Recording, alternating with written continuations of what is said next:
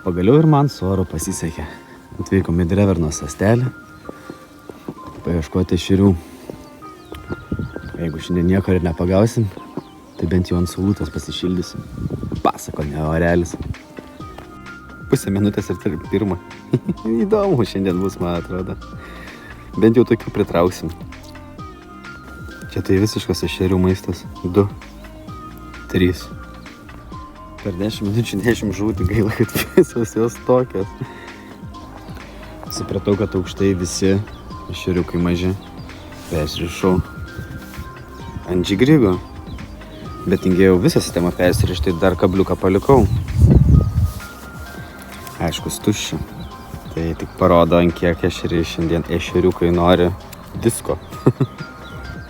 Panašu, kad reikės pilnai persirišti sistemą, nes net nespėja nusileisti ant dugno ir tokie.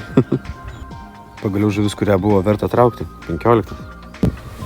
Reikėjo palaukti ir pagaliau kažką rimto įkabinom. 21 irgi gražuolis. Atradom tikrai didesnių. Tokius jau tikrai smagu traukti.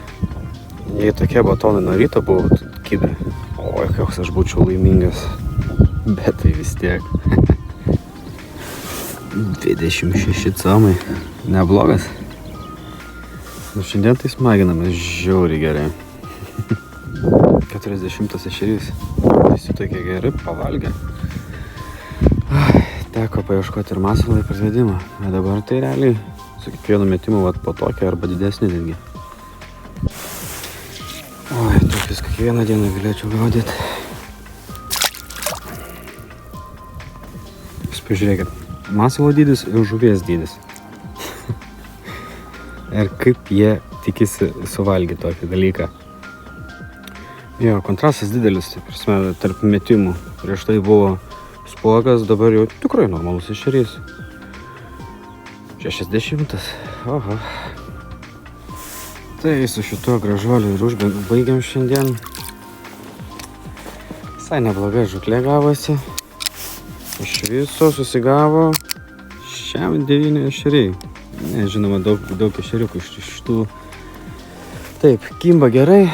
Oras labai geras. Rytoj laisva. Siūlo atvaryti.